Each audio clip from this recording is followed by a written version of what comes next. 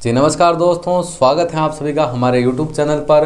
हम लोग पढ़ रहे हैं विद्युत इलेक्ट्रिसिटी। आज का अपना टॉपिक है समांतर क्रम या पार्श्व क्रम संयोजन क्या होता है, उसकी परिभाषा, उसका परिपथ या नामांकित चित्र बोल सकते हैं, और पार्श्व क्रम या समांतर क्रम का जो व्युत्पन्न सूत्र है वो किस प्रकार हम लोग निकालते हैं, एकदम सरल तरीका, और उससे संबंधित जितने भी आंखी क्वेश्चन हैं उनको किस प्रकार आपको हल करना है, उससे संबंधित सभी के ऊपर हम लोग चर्चा करने वाले हैं। तो आज का अपना टॉपिक क्या है, समांतर क्रम या पार्श्व क्रम संयोजन, जिसकी परिभाषा आप अपने अनुसार भी लिख सकते हो। आपके सामने दे रखी दो परिभाषा मैं बता देता हूं, और डायग्राम के अनुसार भी आप परिभाषा लिख सकते हो। जो आपको सटीक और सरल और जो याद होती है वही परिभाषा आप याद कीजिए, कि कोई प्रेशर नहीं है कि आप यही परिभाषा याद कीजिए। समांतर क्रम की हम बात करें, पार्श्व क्रम की परिभाषा की, तो परिभाषा आपके सामने दे रखी है, देख लो क्या दे रखी है। पार्श्व क्रम या समांतर क्रम भाई किसी विद्युत परिपथ, किसी विद्युत परिपथ, हम चर्चा करें किसी विद्युत परिपथ का ऐसा संयोजन जिसमें प्रतिरोधों को इस प्रकार जोड़ा जाता है कि प्रवाहित धारा का मान अलग अलग हो। विद्युत परिपथ का ऐसा संयोजन समांतर क्रम या पार्श्व क्रम संयोजन कहलाता है। कहने का मतलब क्या हो गया, आप लोग इसमें क्या करते हो, प्रतिरोधों को इस प्रकार जोड़ते हो कि प्रतिरोधों को जोड़ते हो तो उसमें धारा का मान आपका क्या होता है, अलग अलग होता है।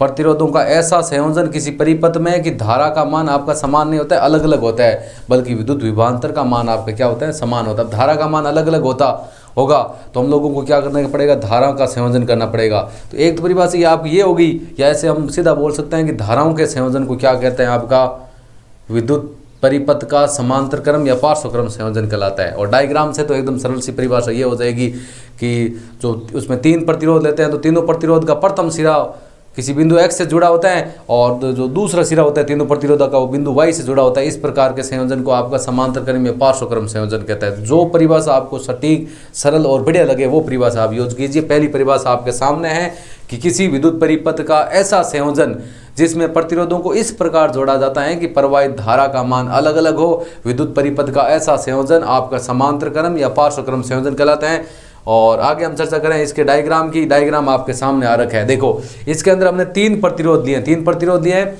ये प्रतिरोध आपका R1 हो गया, ये दूसरा R2 हो गया, ये आपका R3 हो गया। इसके अंदर हम लोग जैसे यहाँ से धारा प्रवाहित करते हैं, इधर की जब R1 प्रतिरोध में प्रवाहित धारा आपकी क्या हो जाएगी, I1 हो जाएगी, ठीक है। R2 प्रतिरोध में प्रवाहित आपकी धारा क्या हो जाएगी, I2 हो जाएगी। और R3 प्रतिरोध में प्रवाहित धारा क्या हो जाएगी, I3 होगी। क्यों हो जाएगी, क्योंकि यहाँ से आपकी जो धारा आई आ रही थी, I आ रही थी, आगे आपके तीन तार हो जाते हैं। तीन तार होंगे तो धारा आपकी तीन हो जाएगी अलग अलग।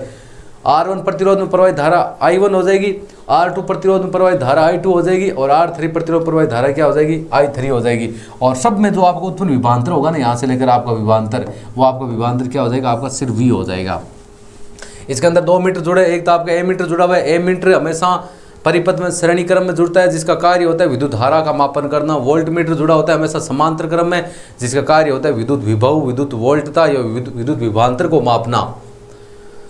और चर्चा करते हैं आपका परिभाषा क्या लिखनी है। आपको परिभाषा देखो, तीन प्रतिरोध है, तीनों प्रतिरोधों का ऐसा संयोजन जिसमें इसका प्रथम बिंदु यहाँ पर हम ले लेते हैं x ले लेते हैं, इसमें a ले रखा है, बिंदु x से जुड़ा हो या x से a से जुड़ा हो। और तीनों प्रतिरोधों का दूसरा सिरा बिंदु y से या अपना बिंदु b से जुड़ा हो। जो आपको यहाँ पर जो नाम दिया उसके अनुसार लिख ले। हमने x y नाम लिख लिया है। तीनों प्रतिरोध है, तीनों प्रतिरोधों का प्रथम सिरा जुड़ा होता है बिंदु x से, द्वितीय सिरा जुड़ा बिंदु y से। इस प्रकार के संयोजन को आपका पार्श्व क्रम या समांतर क्रम संयोजन कहलाता है। ये भी परिभाषा आप लोग लिख सकते हैं। या धाराओं के संयोजन को पार्श्व क्रम संयोजन कहते हैं, क्योंकि इसमें धारा का मान अलग अलग होता है, फिर आपको जोड़ना पड़ेगा उसके अंतर्गत है। तो ये आपका डायग्राम हो गया। अब डायग्राम बनाना चाहो तो बना लो। बनाना क्या, देखो तीन प्रतिरोध है, उनको समांतर क्रम में जोड़ना है। वोल्ट मीटर आपका विद्युत वोल्टता को मापने का काम करता है, वो भी समांतर क्रम में है। देखो समांतर क्रम आपके इनसे नहीं, हमेशा वैसे प्रतिरोध के समांतर क्रम में, तीन प्रतिरोध है तो उनके समांतर क्रम में भी इसको जोड़ा। तीनों तारों को जैसे जोड़ा हुआ है समांतर क्रम, वैसे इसको वोल्टता को जोड़ दिया। और एमीटर हमेशा आपका श्रेणी क्रम होता है, यहाँ पर दे रखा है एमीटर का ये प्रतीक चिन्ह है, ये वोल्ट मीटर का प्रतीक चिन्ह आपका। ये बैटरी होगी जो धारा को परिपथ में सुचारू रूप से चालू करती है, कुंजी परिपथ को ऑन या ऑफ करने का काम करती है। धारा का मान हमेशा प्लस से माइनस की तरफ, और इलेक्ट्रॉनों की जो दिशा होती है वो हमेशा माइनस से किस तरफ होती है, प्लस की तरफ। कहने का मतलब हो गया धारा की विपरीत दिशा इलेक्ट्रॉनों की दिशा होती है। अब आपको इसका सूत्र का व्युत्पन्न कैसे करना है उसके ऊपर हम लोग चर्चा कर लेते हैं। आपको ओम का नियम आता ही होगा, ओम का नियम तो सर आता है। देखो आपको करना क्या, डायग्राम तो आपने बना लिया। डायग्राम बनाने के बाद में आपको यहाँ से लिखना है स्टार्ट। क्या लिखना है कि ओम के नियम से लिखना है ओम के नियम से। ओम के नियम से, ओम का नियम क्या होता है आपका, V बराबर होता है आपका IR। ठीक है, अब देखो हम चर्चा करते हैं किसके ऊपर, हम चर्चा करेंगे भाई R1 प्रतिरोध में उत्पन्न, भाई R1 प्रतिरोध में प्रवाहित धारा आपकी क्या है, I1 है। उसी के अनुसार लिखेंगे, क्या लिखेंगे हम लोग, लिखेंगे R1 प्रतिरोध, R1 प्रतिरोध में प्रवाहित धारा I1 हो तो, क्योंकि 3 प्रतिरोध हो जाएंगे, 3 तार बनेंगे, धारा अलग अलग होगी। R1 प्रतिरोध में प्रवाहित धारा I1 हो तो हमें मान निकालना है I1 का। I1 का मान किस प्रकार निकालेंगे, अब देखो मैं आपको बता दूं, V बराबर IR होता है, तो I बराबर क्या हो जाएगा, I बराबर सर हो जाएगा आपका V बटा क्या हो जाएगा R। I बराबर क्या हो जाएगा, V बटा हो जाएगा आपका R। इसको दे देते हैं समीकरण नंबर 1। भाई V बराबर IR होता है, I बराबर हो जाएगा V बटा R। तो अब हम लोग क्या कर रहे हैं, R1 प्रतिरोध में प्रवाहित धारा I1 कर रहे हैं, तो I1 बराबर क्या हो जाएगा, V बटा R1। हम यहाँ पर क्या लेंगे, I1 बराबर क्या हो जाएगा, V बटा R1। ठीक है, इसको दे देते हैं आपका समीकरण नंबर 2। ठीक है सर, आगे देखो इसी प्रकार सेम बिंदु लिख देंगे, R2 प्रतिरोध में प्रवाहित धारा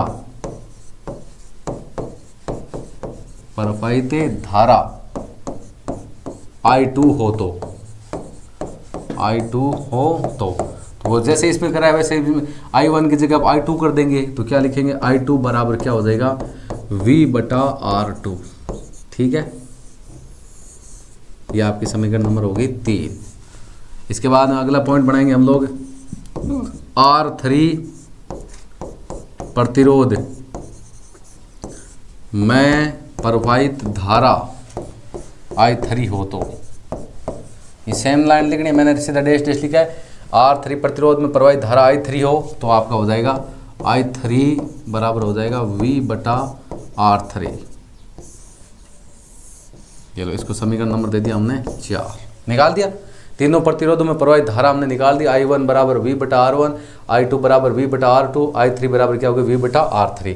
इस बार अब हम लोग क्या करते हैं, क्योंकि विद्युत जो परिपथ का जो धाराओं का संयोजन है वही आपका पार्श्वक्रम संयोजन कहलाता है, तो कुल धारा आपकी क्या हो जाएगी, I।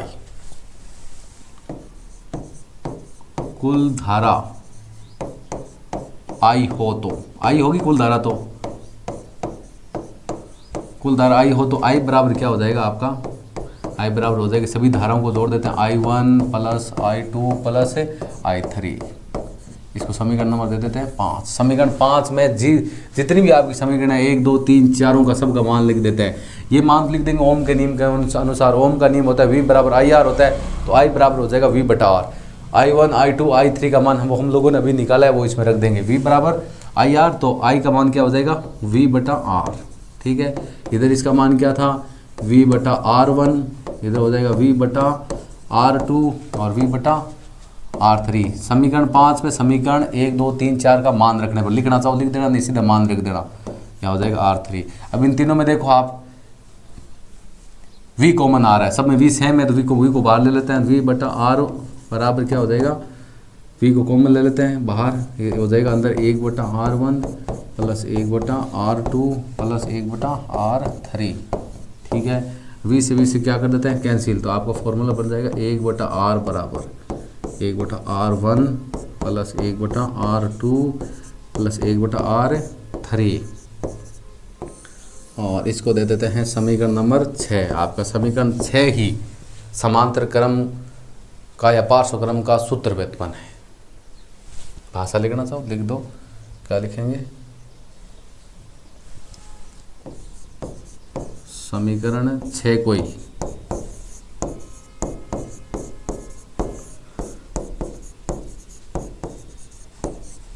समांतर क्रम का व्युत्पन्न कहते हैं। ये लो, निकाल दिया, कोई दिक्कत नहीं, हो गया अपना। देखना चाहो देख लो, एकदम सरल तरीके से आपको मैंने करवा रखा है। जैसे श्रेणी क्रम करवाया था पीछे, उसी प्रकार आपका ये समांतर क्रम है, आपके सामने दे रखा है श्रेणी क्रम संबंध अच्छा हो तो उसका भी एकदम सरल तरीके से करवा रखा है। ये देखो, ये आपका डायग्राम हो गया एकदम सरल तरीके से। तीनों प्रतिरोध ले रखे हैं, समांतर क्रम ले रखे हैं। R1 प्रतिरोध है, उसके अंदर प्रवाहित धारा आपकी I1 है। R2 जो दूसरा वाला आपका R2 उसमें I2, R3 में I3 है। वोल्ट मीटर है वो समांतर क्रम में जुड़ा हुआ है, एमीटर आपका श्रेणी क्रम में जुड़ा हुआ है। ये आपका डायग्राम हो गया। डायग्राम होने के बाद में देखो ओम के नियम से स्टार्ट करना। V बराबर IR, I बराबर क्या हो जाएगा V बटा R। R1 प्रतिरोध प्रवाहित धारा I1 है, चित्र में देख सकते हो आप। तो I1 बटा R1 क्यों होगा? क्यों ओम का नियम V बराबर IR होता है, I बराबर V बटा R। तो I की जगह I1 ले लिया, V की जगह V हो गया, R की जगह R1 हो गया आपका। उसी प्रकार तीनों मान हो जाएंगे। I2 का मान भी आपका किस प्रकार हो जाएगा V बटा R2, I3 का मान हो जाएगा V बटा R3। फिर हम लोग तीनों धाराओं को क्या कर देते हैं? जोड़ देते हैं, क्योंकि कुल धारा आपकी क्या होती है? I होती है। कुल धारा I ली, तीनों धाराओं को हम लोगों ने जोड़ दिया। जोड़ने पर आपका मान आता है 1 बटा R बराबर 1 बटा R1 प्लस 1 बटा R2 प्लस 1 बटा R3, जिसको समीकरण नंबर 6 बोलते हैं। और इसी को समांतर क्रम का सूत्र व्युत्पन्न बोलते हैं आपका। अब इससे संबंधित कोई भी आपका अंक की क्वेश्चन हो आएगा तो आप एकदम आसान तरीके से हम लोग क्या कर सकते हैं? हल कर सकते हैं। कुछ एग्जाम्पल लेके आपको मैं बता देता हूँ भाई, आपको कैसे करना है देख लो। जैसे कोई आ भी जाए आपका नॉर्मली, कोई मैं सवाल एक उदाहरण लेता हूँ अपनी इच्छा से ही।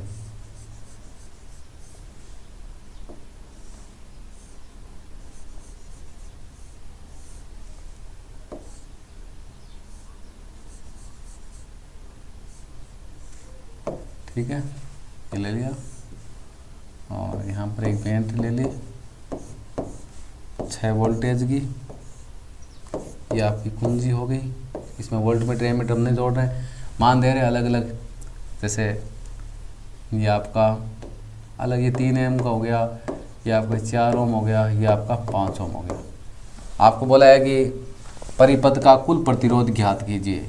आपको डायग्राम दे रखा है, नहीं दे रखा है तो कोई सवाल दे रहा होगा। 3 प्रतिरोध दे रखे हैं, R1, R2, R3 का मान दे रखे हैं, और आपको ऐसे बोलते कुल प्रतिरोध का मान ज्ञात कीजिए। तो आपको मान दे रखे हैं, मान लिख लो भाई। हम दे रखे हैं R1 बराबर 3 ओम, R2 बराबर दे रखे हैं आपको 4 ओम, और R3 बराबर क्या दे रखा है 5 ओम। आपको दिखाई दे रहा है परिपथ किस प्रकार का, समांतर क्रम है, पार्श्वक्रम है। तो पार्श्वक्रम का फॉर्मूला होता है 1 बटा R बराबर 1 बटा R1 प्लस 1 बटा R2 प्लस 1 बटा R3। तो मान रख देते हैं, तीनों का मान रखेंगे तो 1 बटा 3 प्लस 1 बटा 4 प्लस 1 बटा 5। अब आपको एक ऐसी संख्या लेनी है जिसमें तीनों का भाग जाए। तो ले लेते हैं, देखो इस प्रकार लघुत्तम ले लेते हैं तीनों का। 3 हो गया, 4 हो गया और 5 हो गया। 3 का भाग देते हैं, में पहले 2 का जाएगा।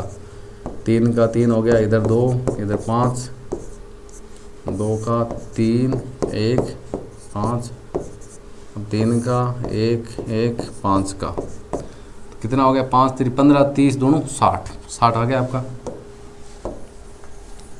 एलसीएम ले लिया हम लोगों ने। एलसीएम आपका आ गया इनका, एलसीएम आ गया इनका 60।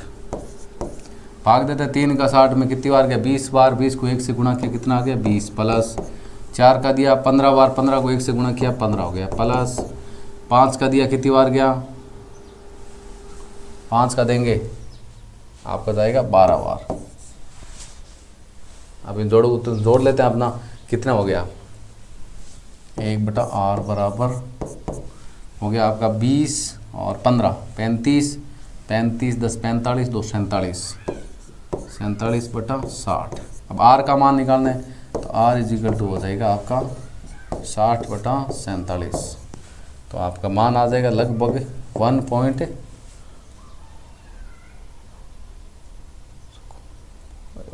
हो जाएगा अपना 1.38 आएगा। 38 बोल सकते हैं ओम। ये लो प्रतिरोध का मात्रक ओम होता है, इस प्रकार निकल जाएगा। 1.4 भी आ सकता है लगभग, भौतिकी में आपके लगभग मान आता है आपका। हम लोग भाग देंगे उसके अनुसार अपना मान आ जाएगा। ठीक है, ये हो गया आपका समांतर क्रम संयोजन और उससे संबंधित जितने भी आंखी क्वेश्चन है उसको किस प्रकार हल करना है। धारा का मान पूछे तो R का मान आ गया, V का मान 6 दे रखे हैं, I का मान हम निकालें। ओम का नियम V बराबर IR होता है।